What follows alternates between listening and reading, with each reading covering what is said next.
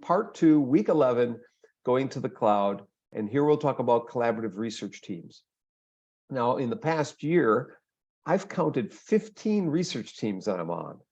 15. 3 in Turkey, 2 in Korea, 2 in Singapore, 2 in China, and a bunch in the US. But I'm only directly in charge of a couple of them. I'm just a member of a bunch. 10 years ago, I had a team that was over 20, like Professor Bowling has, 20 people, and that's too much. That exhausted me, and it was not easy to do that many, have that many people. And we didn't publish that much because it got too large. We published a lot of things later, 5 or 6 years later. I find teams of 2, 3, maybe 4, and at most 5 or so to be about all I want to have on a team these days. Usually it's just 3 people. My typical teams tend to be about 3 or 4, some are 2. Some of the ones internationally could be a whole bunch, who knows. But and some of them I'm leading by following or what other people want to do. So I listen in, I hear what people are interested in studying, and I share with them what I'm interested in studying. Sometimes there's a match, you know, or sometimes we have jigsaw puzzles, and the jigsaw puzzles come together, and you know, the student who, or the colleague, or the individual at another institution is studying exactly the same thing I'm interested in. So it's the right timing. Now, if you've approached somebody to do research with you collaboratively and they've turned you down, that doesn't mean they necessarily don't want to work with you. It just means that the timing wasn't right, that they didn't have the availability in terms of their space, their actual I'd say their cognitive space isn't allowing them to collaborate with you. Do cycle back, you know, and talk to them, or attend. If there's someone you really want to do research with and they're at another institution, then attend their talks, take their picture at the end of their talk, say, well, it's a great talk, having a picture with you. And then afterwards, share that picture and share your papers you've written and other ideas, and just, you know, gradually get to know the person. Don't force a collaboration. Don't force collaboration. Have it kind of emerge, and you have to be sort of being able to deal with ambiguity, because it's not going to just happen in a seamless way. It's just, it rarely does. But however, once you form a partnership with someone to do research, studies happen and just spin out. It's the first iteration of a study with someone that's the most difficult to start up. And so politeness does help. Resourcefulness in terms of sharing resources that you found that relate to what that person is interested in, and sharing. So the principle of sharing is very, very important. The principle of positivity, the principle of patience, principle of dealing with ambiguity, as I said. These are all important in eventually becoming forming a collaborative team.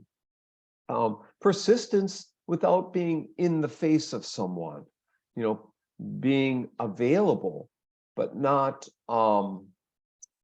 pleading. Don't plead with someone to do research with you, but you can meet with them and say, you know, I'd really like someday maybe to do a project with you. Maybe we should think about this after you get to know someone. Say, I'm kind of interested in what you just presented at the symposium, or at, you know, this colloquium that you gave at the University of, you know, Texas Tech University, or Oklahoma State, or Indiana University. I'm really interested in what you just presented.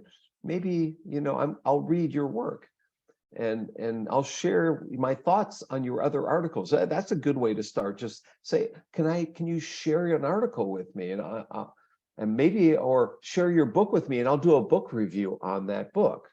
Boy, somebody would be really happy you did a book review on their book. You'd be in. And book reviews are not hard. And they're a simple thing to get on your resume, and it's a good way to make contact with someone else and form an initial collaboration. Also, the natural thing is off to Starbucks with someone. If you're at a conference, there's always a Starbucks in the hotel. Meet them, have a tea, have a cup of coffee, or join a group for lunch that they're a part of. So you'll find a way to connect, whether it's lunch or tea, or at the socials, or at his or her talk itself. Those are a couple of ways. But if you really want someone, read their work and point out what you learned from it. Point out how it connects to what you're interested in. Flattery will get you everywhere to a point. Don't over flatterize anybody. People don't like that. They don't want to, but genuine, honest interest and appeal to that person's research will go a long ways with maybe forming a significant collaborative relationship that will last and stand the test of time. Before I go to my slides, did any of that resonate, or any questions related to it, or any struggles that you're having in forming collaborative teams that you have a question about?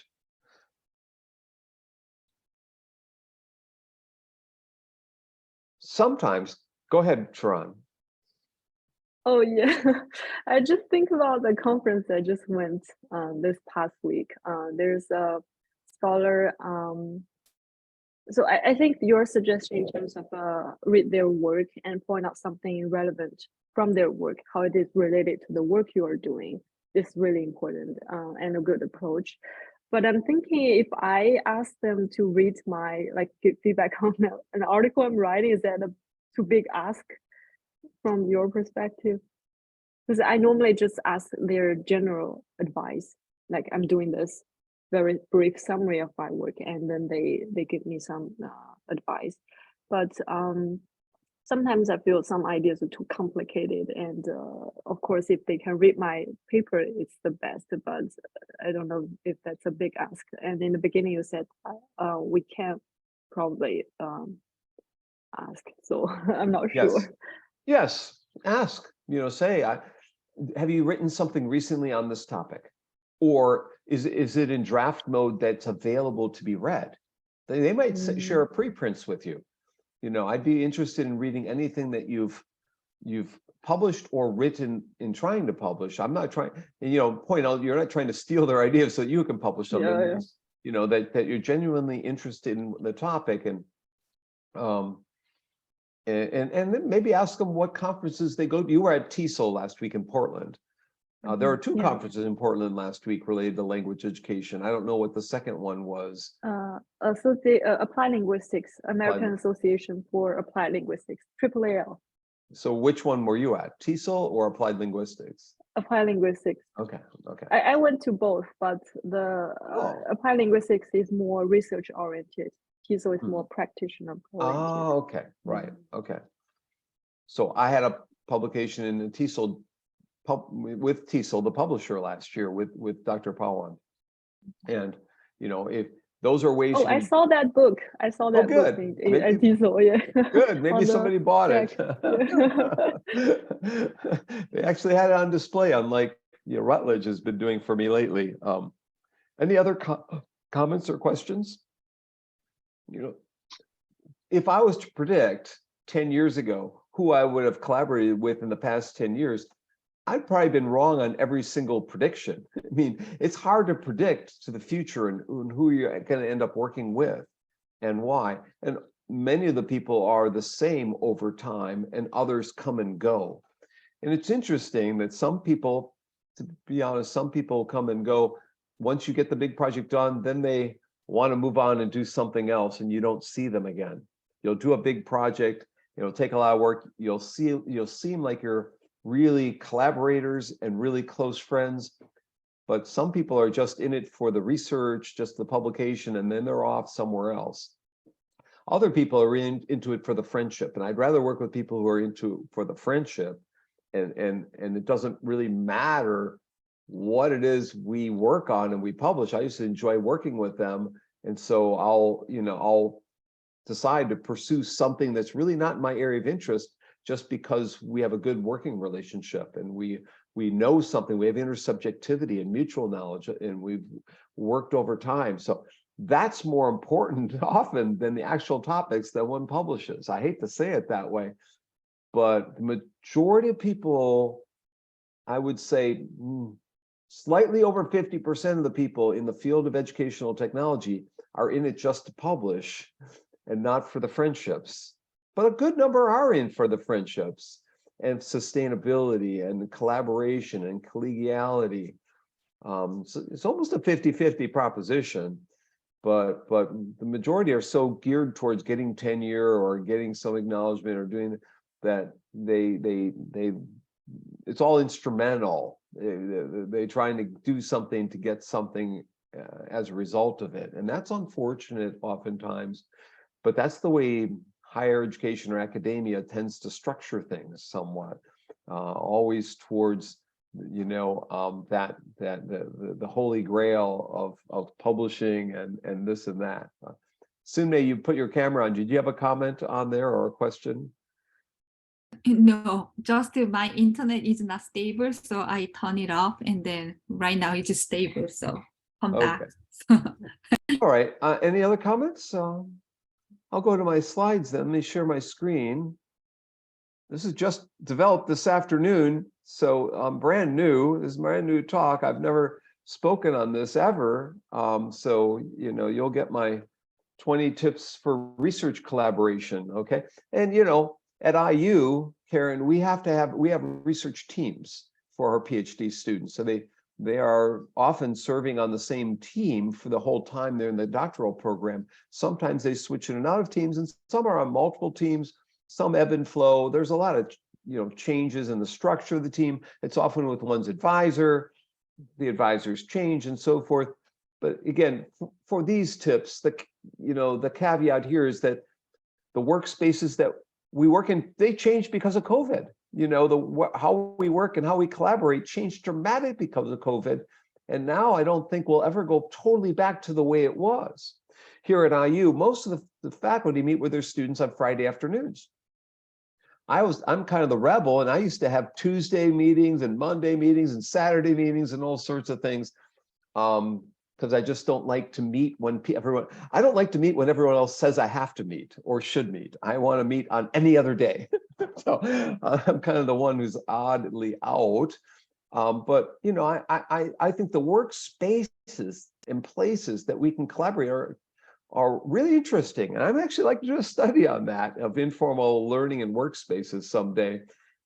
Because you know, people are working at Panera and Starbucks and cafes all over the world, right? These informal learning spaces, they're actually renting space for 1 hour a week to use some spaces. So, you know, the situations in front of us, the research opportunities, all these things vary pretty much. Well, I was on 15 research teams last week. Let me tell you, the research opportunities change every week. Tonight, I got a paper to edit. Over spring break, I had 6 papers I was working on, and plus the book chapter. I mean, just every day it's a different team. It's kind of mind-blowing who you can work with around the world and collaborate with if you keep on top of it. Sometimes it's hard. So what I do, I go in bulk. I save time in my planner, and in the summers, I'll have a month where it's all I'll do, or it's winter break, spring break. I try and tackle it all at one time. I don't spread things out like some people do. If I want to get a paper done, we can get it knocked out in a week or two. You know, if my most recent meta-analysis paper, we got done in maybe 2 or 3 weeks, but I have good collaborators. We all do our part and we move on. But that's because we focus. You have to focus on a paper. And so you're not, so I'm on 15 teams, one team at a time, one paper at a time, one thing at a time. Just focus. Throw everything else to the side, all these distractions.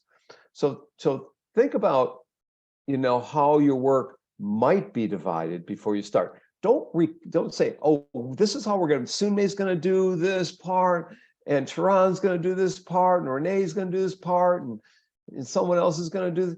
Well, you can kind of get at that and say, well, you know, Renee is really good at, you know, the literature review. We're going to have her do that. And Sharon's really good at data analysis. And you can kind of get a sense of who's going to do the work ahead of time and dividing up. But don't be stuck in saying that's all that person's going to do. Or, you know, you might change the way things go because of someone. Recently, I've had a team member get sick, you know, and so we had to get another team member to join and help out in that regard. So, you know, personal issues will come up, professional issues come up, family, sickness, illness, whatever, that might change how you're organizing the team and who's going to work on different pieces. For us, you might have qualifying exams. This week, our EDD students have qualifying exams. Well, that's why a lot of them aren't here tonight, because I know you all who are watching the recording, and I know you all do good and pass, and they're all studying hard. So that, you want to have a sense of what everyone's going to do so you can divide up the work and collaborate. Collaborative learning means you're using your expertise for different things. Someone might be good with methods. Someone might be good with technology in vivo for qualitative data analysis. Somebody else like me is good with future directions and limitations and whatever. When you have a meeting, have an agenda and a purpose for most. So here I said might, and I didn't say you had to.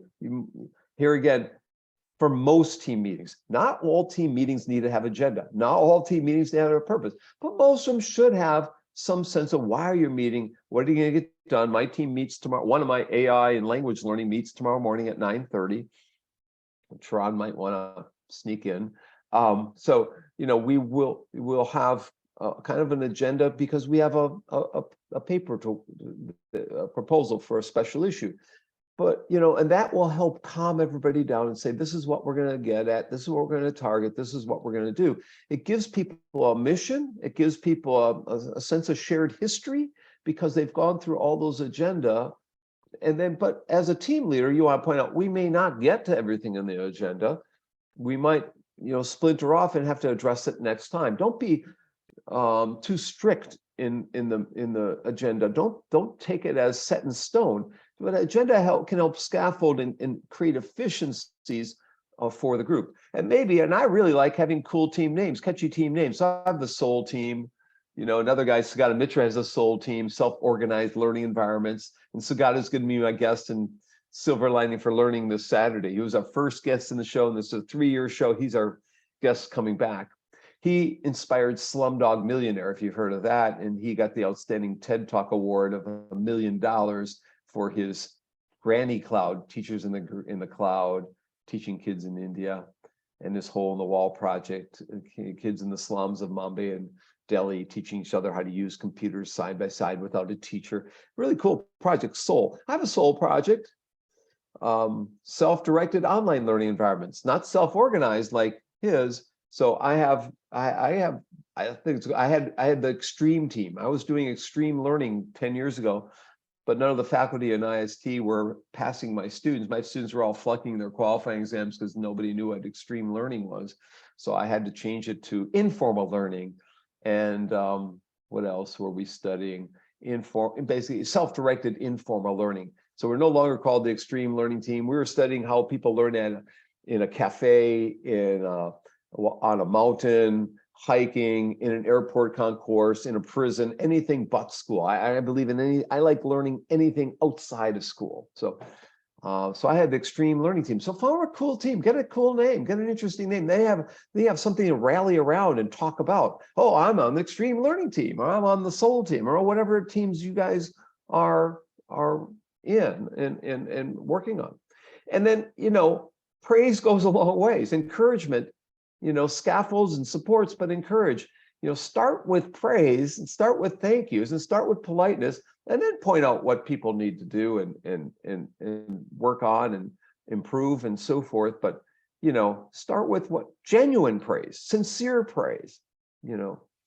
I worked with a faculty member who was an IST in Indianapolis, who a long time ago, when they had an Indianapolis IST office, and he always pointed out things people did wrong first. Students hated him. He's no longer a faculty member, actually, in the School of Ed for various reasons. Support all ideas initially. The reason Pixar is so successful is because they provide the initial kernel of support, the small seed money, in effect. But if someone on your research team has an idea, you want to support that initially and say, well, that's, like Sharon said, well, that's a great question. She said that's a great question 3 or 4 times. You want to start with, that's a great question. And Sume created a tool called Smile, which is for asking great questions. we're all about asking great questions, and we should all have great research questions. And they're not great when we start. Research questions are never the final thing when we just think of it. We always refine it and improve it and enhance it, and it gets better over time. But you have to support that. You have to provide the structures for that. And then form agreements with other members in your team about the tasks that they might do, they might get involved in, and what the possible publication order will be in terms of the names. I will say, Sinmei, you're going to be first author on this one, and Karen, you're going to be second, Sharon will be third, I'll be fourth.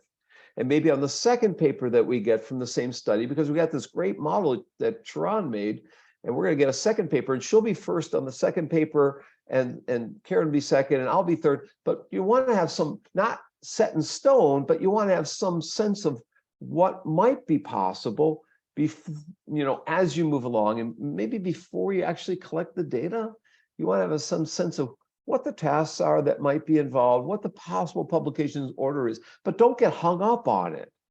I mean, in life, if one publication doesn't happen, or if one exact order of people doesn't happen, you get shortchanged in the one article, something will happen again. The yin and yang always happens. They'll bring the balance back in life. Sometimes you get more than what you deserve, and sometimes a lot less. If you just kind of coast within there and be happy with what's going on, eventually the times in which you didn't get on, you'll get on, and it'll balance out over time. But trust me on that if you're a good team member. And also agree on the collaboration tools that you use, or the resource tools. I tell many people I don't like Google Documents, but my team uses Google Docs, and I use Google Documents, and I think there are better tools than Google Documents. But some students like Slack. So if your team likes Slack, you better learn Slack, and you use that. So find out what people like to use, and then form some kind of agreement as to what maybe social media tools you use to advertise. Will you have a Facebook account for your research team? Will you have a Twitter handle for your research team? What tools will be out there to promote and highlight your accomplishments with and among other people? And then we are using Google Documents, and we're using Word. Now I like Word a lot, but time, date, stamp things. So it might be September 27th at 2 a.m. And then when Sunmei gets it, she knows that was Dr. Bonk looked at as September 27th, 2 a.m. Now it's 5 a.m. I'm going to be able to modify that a bit. So create those time date indices so that you can be more effective in functioning as you collaborate back and forth within and among team members. You know that's the most current version, and you don't have to repeat all that again. And then as you discover things, increasingly, I will say increasingly, I see special issues of journals coming out that my team can maybe submit a proposal for and get accepted. If you get in on a special issue, oftentimes the timeline is more set of publication. If it's accepted, usually you have to put a proposal in of 500 to 1,000 words, usually a short proposal. Once that 500 to 1,000 words is accepted, it's not guaranteed to be accepted, but you have much higher odds, because typically they'll get 40 or 50. That's what we tend to get, 40 or 50 proposals. And then we whittle it down to maybe 25 good ones. And then from that, it gets, we might send 15 invitations. And then from that, we get 10 people actually producing something. Well, the initial 40 or 50 will often come down to 10 or lower. And so, if you see the opportunity for publishing, share that with your team members. Even if it doesn't fit, you can pass on many of these. You'll get many book chapter invites. It's good to do one book chapter, Sunmei, but don't do 5 book chapters on your dissertation. One is okay, but don't send your main data for a book chapter or conference proceedings. If your main data of your dissertation is collected, save it for a journal article. That's the coin of the realm. But if you create the atmosphere of sharing resources, sharing publications, then your students, your team, your research team will also be doing that. And then you'll find all sorts of opportunities out there of a TESOL conference like Chiron was at, or like the Applied Linguistics Conference that she was at as well. Once you start sharing, then becomes a culture of sharing, a community of practice of people sharing. Plan schedules, plan timelines, and be aware of deadlines. Be aware of deadlines. Don't die because of deadlines. A lot of work gets done because of deadlines. I'm sure many of you will nod your head and say yes, but it's better to have schedules and timelines on a board or somewhere to look at, and have them be flexible timelines, changeable timelines that you can go back and say, oh, we didn't meet that deadline. It's okay, we'll get to it next week. Every day my life is like this. I'm supposed to write 2 grants this week. Every day I go to bed saying, oh, tomorrow I can do it. So you have to stay with that mindset. Oh, tomorrow I can do it, or the next day I can do it. You know, be aware the deadline is coming up April 3rd. Therefore, Dr. Bonk might not grade task 4 right away. He's writing a grant. Some of you haven't turned them in yet, so that's good. It's time to write a little grant. So plan those schedules and timelines out. Look at the deadlines and share the deadlines with other people and be aware of them, but don't fixate on them. Don't get enamored with them. Don't let deadlines dictate your life. If you let deadlines dictate your life, you're not living, you know? You're not enjoying life anymore. You're not really being a true human being in this 21st century. You're being a human being in the 20th century or the 19th century. In this century, we want people to grow and develop as, you know, fulfilled human beings that are happy. We want happiness. So don't let those alarm clocks go off too often. This morning at 8 o'clock dissertation defense, I set my alarm. I went to bed at 3 a.m. or whatever it was. Prioritize. So, you know, Sunde and I may collect data out there on discourse analysis in my class next semester. We might have that, and we might have another problem. Then we sit back and we'll prioritize those. Which one's most important? And, you know, which task should we do first? You can't do them all at once. Give up on the notion of multitasking. Multitasking doesn't exist. You are sequentially, serially working on different papers, but you're not going to work with your right hand and left hand at the same time on 2 different papers. You're not multitasking. You might be on the phone pretending to talk while you write with someone, pretending to write while you talk with someone. We cannot, psychologists have shown we cannot multitask. Give up on it. Prioritize, organize, schedule. All these things are more important. Let other team members know when you physically cannot join them, when you physically need a break. You physically need to step away. You know, we all need the 5-minute breaks. I sleep on my computer for 5 minutes all the time. Oh, wake up again. Oh, yeah. Now I'm listening to books, my 5th book in a row, on ultra marathon people who run 500 miles or 50 miles or 200 and some miles. These guys are insane. I mean, literally insane. But I no longer have excuses. I'm listening to these ultra marathon guys run in Death Valley. My most recent one, running in Death Valley, 120-degree heat. My complaint about having a sore back one day, as you know, it doesn't compare. You know, so you know we need breaks, but don't create excuses all the time to cover your lack of focus, in effect. And then senior members of your team. Jiyoung, you've been on your team probably for a couple of years now because you're a senior person. You've defended your dossier too. So now as a senior member, those people in the teams have to start mentoring the new people as they come in and join Dr. Lefwich's team or Dr. Glazewski's, whoever team. Jiyoung, whose team are you on? Is it Dr. Lefwich's? Yeah, I'm in terrestrial. One is with Dr. Lethwich with like Ohio University and then like Purdue. And the other one is like primary AI, which I'm working with Dr. Lethwich and Krista and Cindy. Ohio University or Ohio State University? Ohio State. Ohio State. Okay, interesting. Who at Ohio State are you working with? Oh, her name's Katie. I think she's a new faculty. Okay. She just got into her there. Yeah. Yeah. I heard about her. Yeah.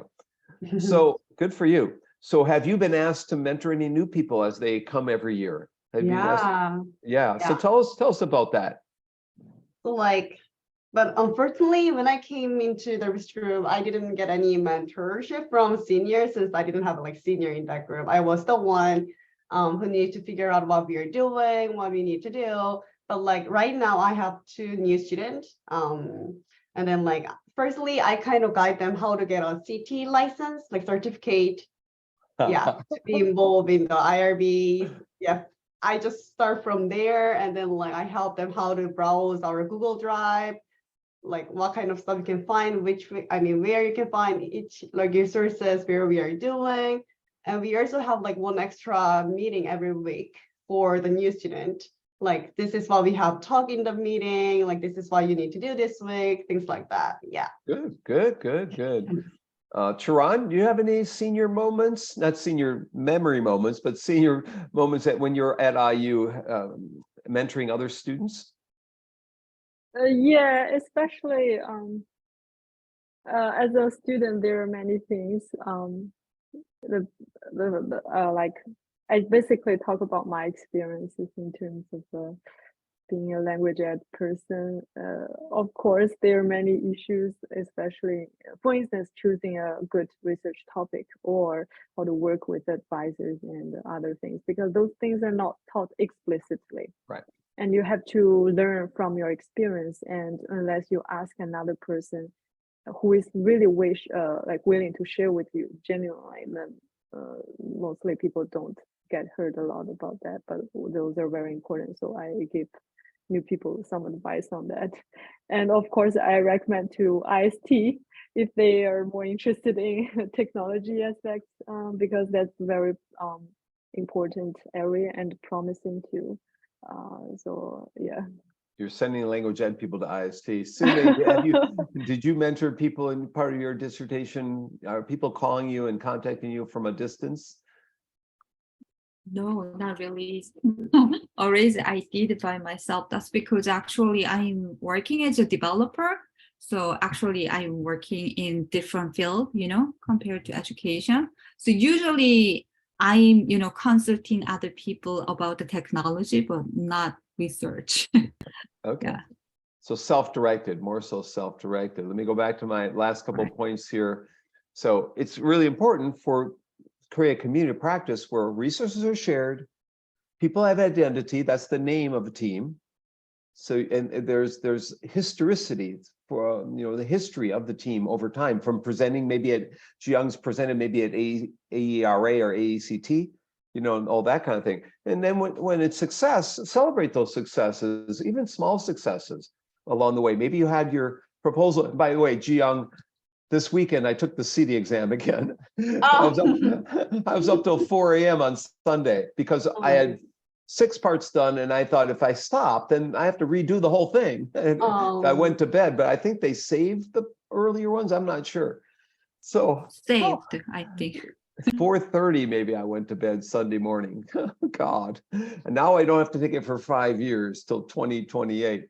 Treat everybody as an equal in speaking. So if everyone on your team, you give them a chance to speak at AERA or AECT or TESOL or Applied Linguistics or whatever the conference might be, even if it's just a 1 minute, if it's a new person, maybe have them speak for 1 minute or 2 minutes and maybe give more time to the senior people. But if you give a small role to someone who's helped you collect data, who's done the groundwork, all the what we call grunt work, has done all the detail work, you want to give them some time in the limelight to shine in front of everyone, but make it optional. Say, I'd really like to have you, and I will practice with you so that it will be seamless if you do this speaking or presenting and then publishing. Everybody who collects data is on the paper. Even if they didn't write a word on the paper, if they help me collect it and analyze it, they need to be on the paper. People should not use someone's talents, or if they don't want to be on the paper for whatever reason, at least acknowledge them within the paper. There's something called an acknowledgement section. And if they maybe left the team, they may have helped you collect the data and they've left before you thought about other versions, other papers. may have appeared a year later or 2 years later. Oh, we could do this with that data set. Well, at least thank the person who left the team to move to Ohio State or wherever they moved to. Thank them in the acknowledgments section, right? I think I've seen too little thank yous in research papers, and I know almost every research paper has someone to thank at some point. But if you treat people as co-equals, and we're all team members of the extreme learning team, we're all co-researchers, co-writers, co-collaborators, and that will go a long ways towards overcoming those barriers, the challenges, the issues that come up. You know, we're all in it together. We're all survive together. We'll all work on this thing together. And you can change the publishing order. So one time Karen's going to be first author. Next time she's going to be third author. I got one right now. We've collected, you know, data in Nepal of these young kids. We have 3 papers, and one's been sent off. One we're working on. The third one we're working on. Every paper is going to be a different order of the authors. And, you know, it kind of depends. It's a combination of what you've contributed in writing, what contributed in the study, in the research design, and just writing the IRB, the human subjects form. Again, not acknowledging members, even if they are no longer there. They are still team members in your heart somewhere. So, you know, if you treat your team more as a family, kind of, right? Or as an interest group, which all research teams are, is an interest group. And then always bring treats. Now, treats don't necessarily always mean chocolates and ice cream and so forth. You notice the orange juice and apples there, right? Or the berries or something else. You know, always, you know, try and bring treats. Could mean something else. It could mean coupons at Panera could be a treat for everybody. Give everyone a $5, if you have 4 members of the team, give everyone a $5 or $10 gift card at Panera at Christmas time or whatever, or maybe more, you know. I'm sure Jiyoung gets $100 gift. No, I'm just kidding, Jiyoung. And then, you know, post accomplishments of the team, you know, wherever that might be. If you have a team website, which we had in the Extreme Learning team, we had a website we designed. I bought extremelearning.org, extremelearning.com. We posted the accomplishments there, or maybe it's in Facebook, you know, somewhere. So those are 20 of maybe 40, 50, 60 possible, you know, advices that I could give to you in terms of functioning of a team. Do you have any comments or questions about some of those 20 items or about collaboration in general? I have a question. So actually, after, you know, finishing my dissertation, so for example, I plan to publish dissertation to the journal, and after then, can I use some part from my dissertation for conference? After it's been published? Yeah.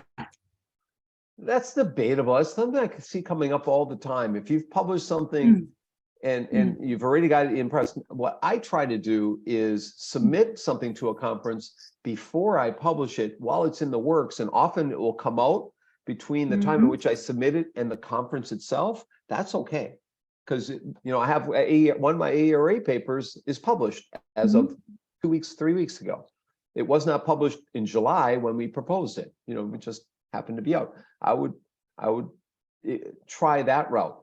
However, if it's a small venue, you're talking about like presenting at a university or presenting a workshop, presenting a symposium. It's not a major conference event. If it's something smaller in nature, you can present that, what you've published in research, and you should be.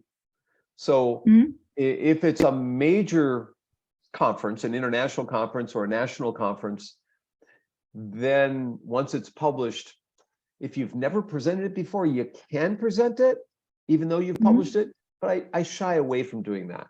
You know, if it's a local conference, then it's more, yes, you can do that. If it's local, you know, so it depends on the scale of that. You know, because usually in national and international conferences, you're presenting something new that no one's seen before. And if they've read your article, that's nothing, and then they haven't seen it, and it's not new anymore. But if you've never presented it at any kind of conference, I'm kind of 50-50, on that, but I tend, again, maybe more 60-40 not to do. And that's why I try to get the conferences proposals in as soon as I can, right? Okay. But don't get enamored with conferences and jumping from conference to conference like I used to do. I made a huge mistake early in my career, jumping from conference to conference. I like presenting. Now I'm going to briefly present this part a little bit extra, a little fun part. So I had a book that came out, and this book is one that Sharon has a chapter in. It's called Transformative Teaching Around the World, Stories of Cultural Change, Technology Integration, and Innovative Pedagogy. Mena Ju and I did publish this. It was stories of students in our class in an instructional strategies class. And these were mostly Fulbright scholars who were there for 4 or 5 months. They went back to their countries, to Kazakhstan, Uzbekistan, Finland, Morocco, Mexico, Botswana, Taiwan, Singapore, New Zealand, and so forth. And other countries. We have 22 different countries. Rwanda is one, China, Korea, and we have all short stories.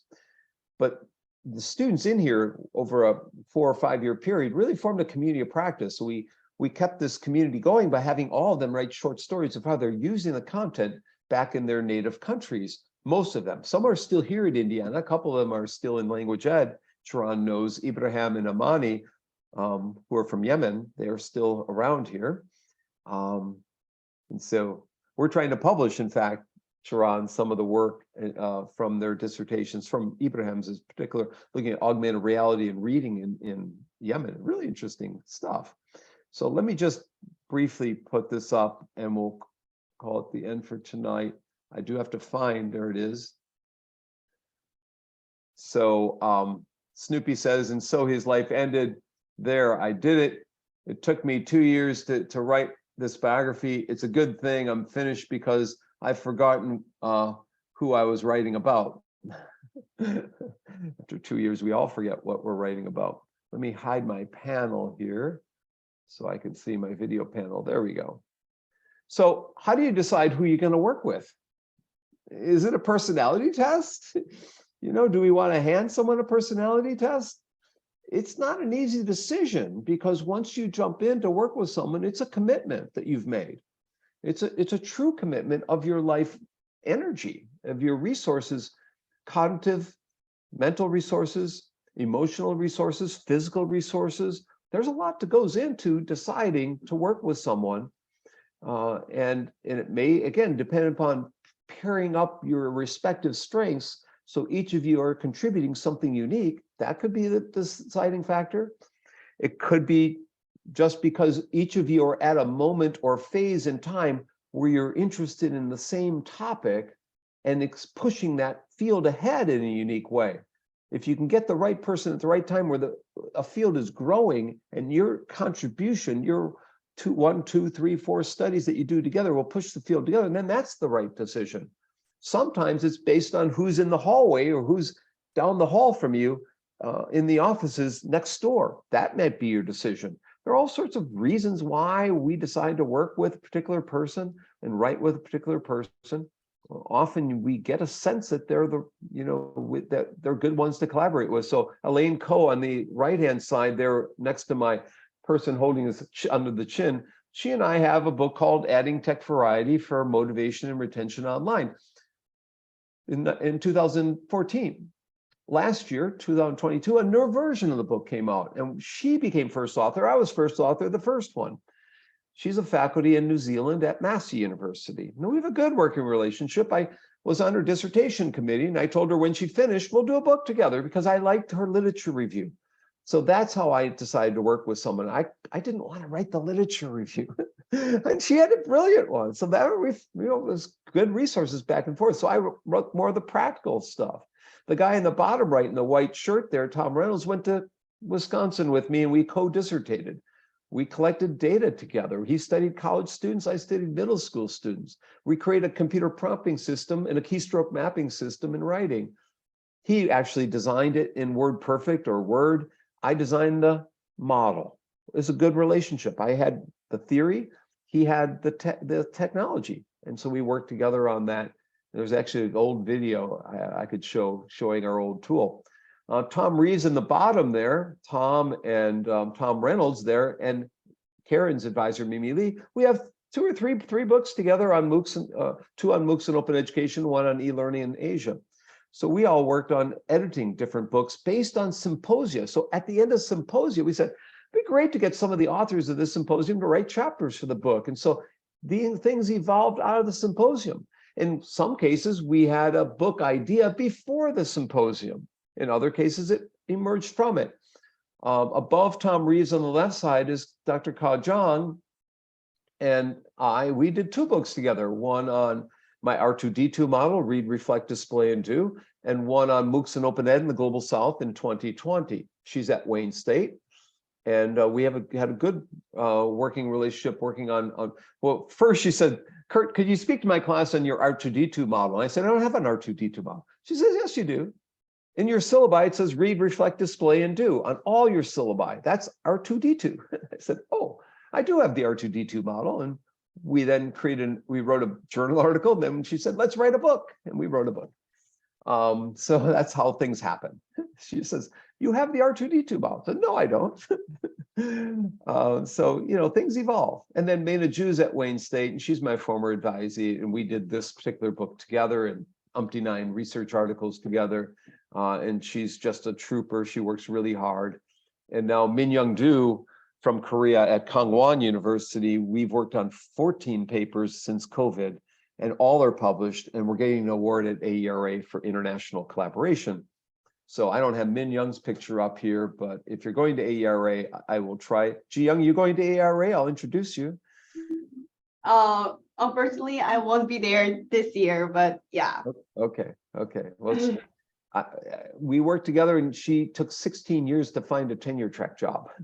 She worked for Samsung for 10, 12 years, and then finally went back into higher ed, and it's a success story anyhow. So your teams, you know, so in MOOCs and Open Ed around the world, Tom, Mimi, and I have been, we collected, you know, stories, in effect, chapters from Philippines and Thailand and Indonesia and from around the world of what's going on in the world of MOOCs and Open Ed, South Africa, and other places. And so it's kind of a fun little book, some from the US as well, some from Brazil, and I'm thinking some from Japan and other places.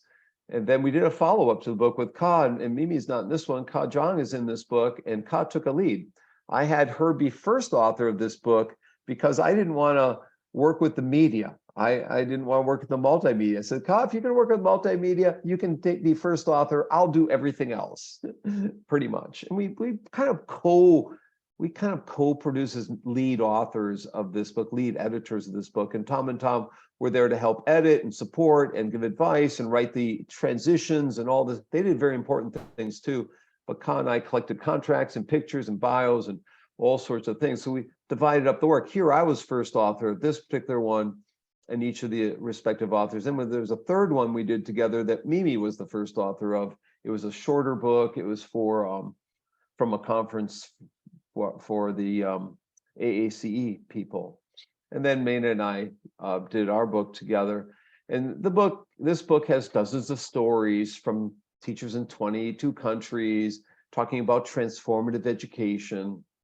And most of them are award-winning Fulbright teachers. So that gave us a real cool aspect to the book, that all these were like the best teachers of all New Zealand and all of India and all of Botswana, like award-winning teachers in Morocco, Finland. I mean, really cool. But we collected everyone's bio and pick, which takes a long time, everyone's contract. I mean, each of the things, their addresses, their emails, so we could send copies of the book. I mean, each takes time. And in the last 3 edited books, pretty much everyone has like 45 to 70 different authors or contributors, which is a lot. We hope to inspire. We hope to have the book be useful for multicultural and international education and diversity, equity, and inclusion. We hope to help first-year induction teachers. We hope people enjoy and read it. We hope that people, you know, think about becoming educators and teacher educators and reflect on their teaching approach. And so these are some of the folks from New Zealand and from Singapore and Taiwan and India, Morocco in that picture. And the guy on the left there was the coordinator of it. His name's Jacob. And so this is maybe the last group we had here in 2018, a really fun group. Dr. Rathna is on the bottom next to me on his knees there from India. And, you know, Penny Ma was a master's student in IST. She's writing about her teaching in China and Thailand. And teacher in India talking about environmental cleanup, Naharani Singh. My good friend, Simon McMillan, who's a Paralympic champion because he lost a leg early in his life and was a swimming champion. He's a huge, very tall guy. And I imagine he swims very fast. But he created a urban farm, and he had the urban farm project in the book, getting kids to reflect metacognitively about their project-based learning and their problem-based learning and process-based kinds of learning. So that's in the book. My good friend Mohana from Singapore talking about empowering teachers and transformative leaders in schools in Singapore. That was the chapter that was almost deleted from the book, and she had to get permission from the government to add it back at the last minute. I almost had a heart attack. The whole book was going to press at the time. And the government stopped us from publishing it because they didn't want the country misrepresented. And so we had to take all references out to certain things and redo it all. And it was a huge amount of work, but we got it done. My good friend Yan looked at writing in India, or in China, and peer review in writing and the teacher's role in scaffolded writing. And my guest next Tuesday in my R511 class at 12:45, Maria Salamu will talk about holography and immersive worlds and all sorts of things from the Experience Center in Cyprus. Really cool stuff. And my good friend Edwin will talk about in the book online pedagogy during COVID and what the changes that were happening in Singapore in terms of online pedagogy. Same in Korea with my good friend Jung-Ye Lee. Her and her husband were my visiting scholars for a couple of years in Bloomington, and their children. And she's an elementary teacher in Korea talking about blended learning during COVID. Real interesting stuff. He's an alum of IST, and so he likes coming back. Then Charan is in the book, of course, and talking about online language teaching in under-resourced schools in China. And then I have smiling Charan and the kids there. So I have pictures of your kids. See, Charan? Yeah.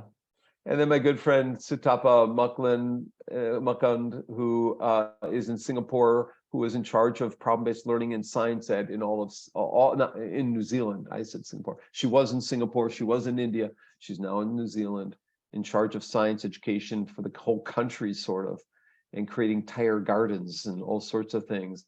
And my former mentee, Tarya McRae, looking at 5 steps of inquiry in a model called positive phenomena model of powerful learning. So she's in Finland, in Helsinki, I think, not Tampere. She's in Helsinki.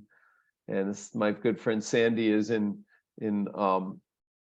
Taiwan, looking at cross-cultural partnerships at schools in Taiwan. We have another person from Finland and from Mexico doing cross-cultural research, and from the US doing, she had breast cancer and survived. And so she talks in her chapter about overcoming breast cancer right at the beginning of COVID and having to teach kids in schools while from home and dealing with all the chemo treatments and whatnot. Roberta Clay's in the book talking about how she handled that situation. My friend, IST alum, Kendam Gaibak, studied in Bhutan and Papua New Guinea and Nepal in her chapter on rural schools in Nepal. Recent alum, recent graduate who Natalia knows, who Charan knows, Natalia studied in Costa Rica. We had Rwanda with Simon, who lost his parents in Rwanda during the War of '94, and one of his brothers or sisters, I believe, and looking at how they were able to sustain education and overcome the loss of all sorts of resources and people and so forth. He talks about in his chapter. As I said, augmented reality in Yemen. And then our chapters are before making impact, time to make impact, and after making impact. Maina and I were going to call the book Making Impact, and the publisher said, no, you can't call it Making Impact. So we titled all our chapters Before Making Impact, Time to Make Impact, and After Making Impact. And these are some of the Fulbright scholars who were on their last day, took a time to take pictures with myself and with Dr. Serafin, who Charan knows, and Dr. Beth Samuelson, who Charan knows, and myself, she knows as well. So a little celebration and celebrating at Nick's afterwards with everyone in that project. So I'm going to stop there and say that was my most recent collaborative project. It was a lot of work, but it's also fun working with your friends. I recommend doing an edited book as your first book project.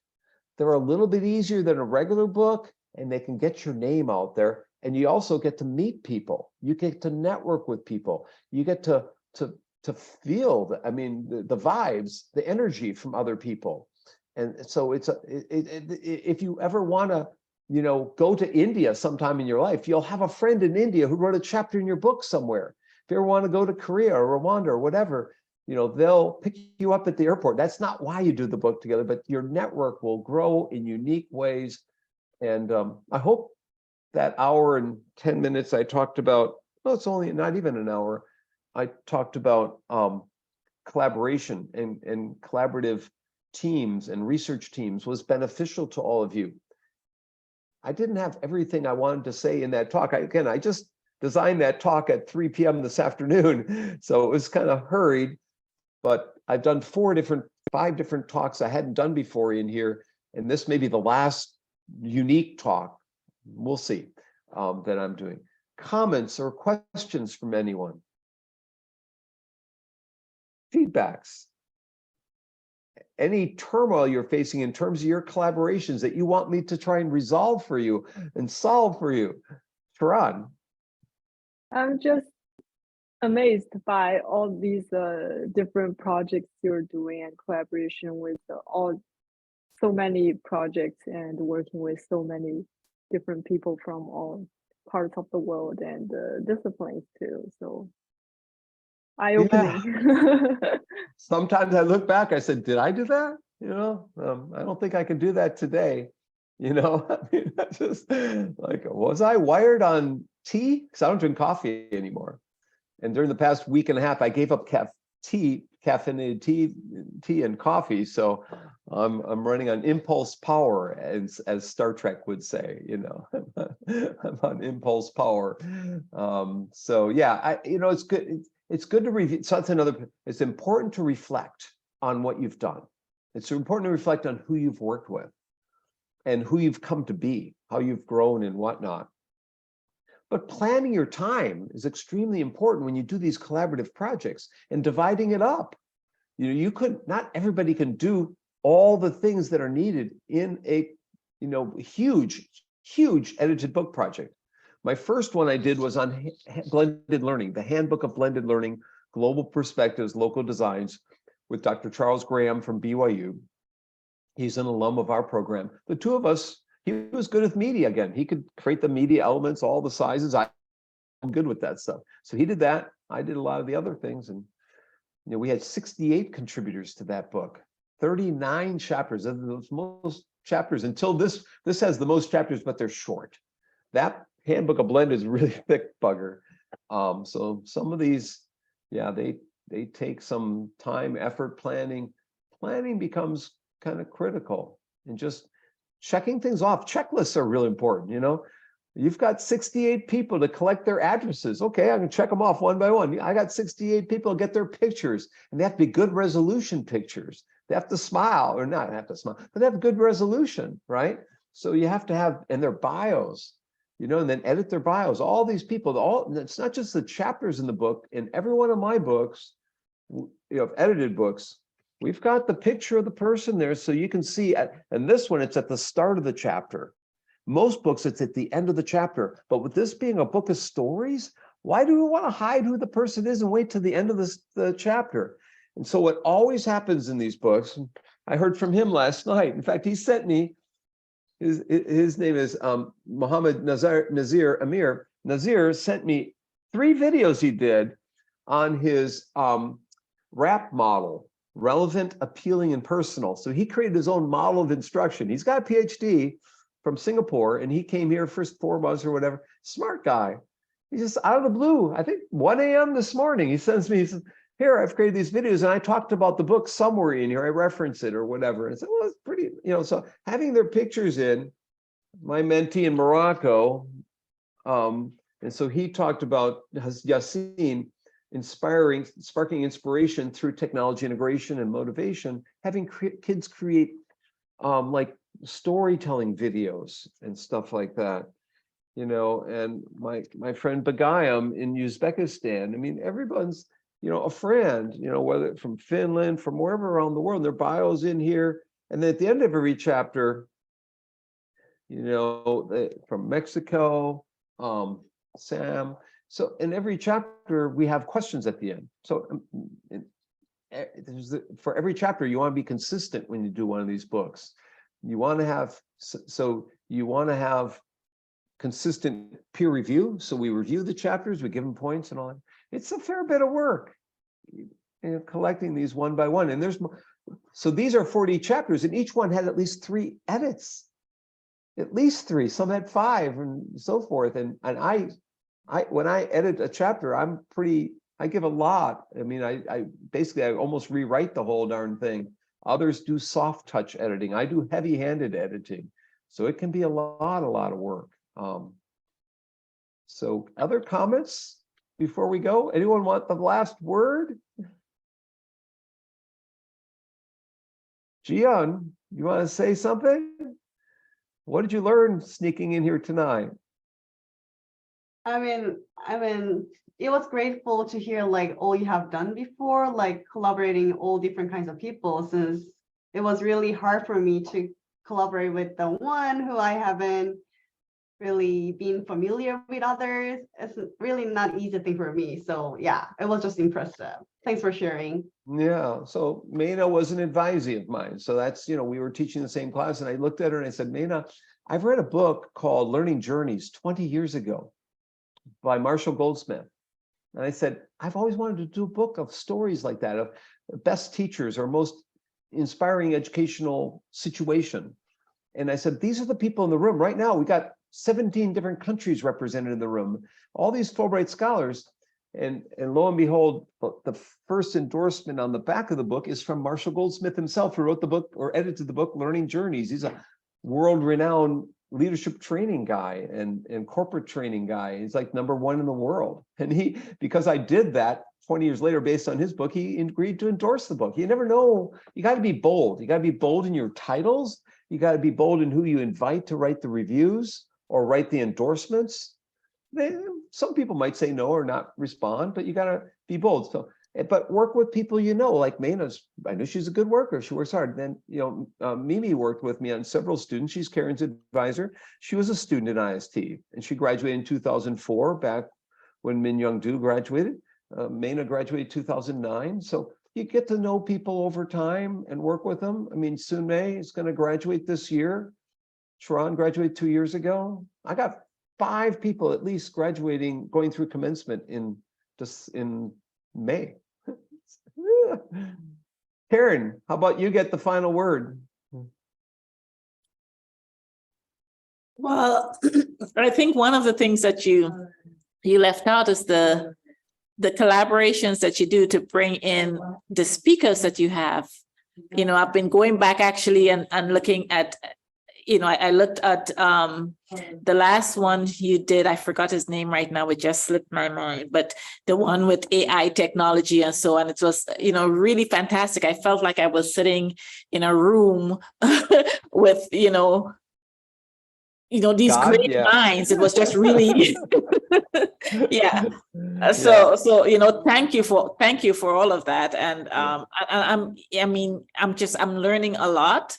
And I'm really impressed. I'm really thankful for what you've done and what you've been doing and what you're building. Yeah.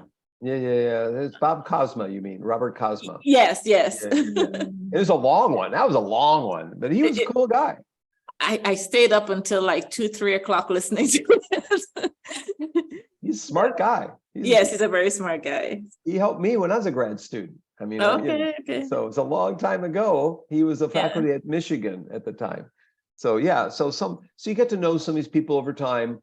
And because of COVID, I wanted to keep working with them. And so I brought people in as guests. That's one way. And edited books are a way to network. Symposia at conferences. So once you do an edited book, do a symposium with some of these people at a conference and present their stories and that kind of thing. So we're going to do that. So I have a new special issue I sent you probably, the special issue of from the Online Learning Consortium of OLJ, Online Learning Journal. And we're going to have a symposium at AECT of all the authors and contributors. So these are all ways to network.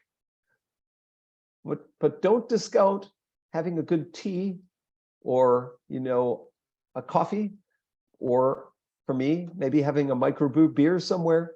You can meet a lot of people that way. So thank you all for coming tonight. Thank you all for watching the recording. And I'll stop the recording now. Part 2, 795, week 11. We are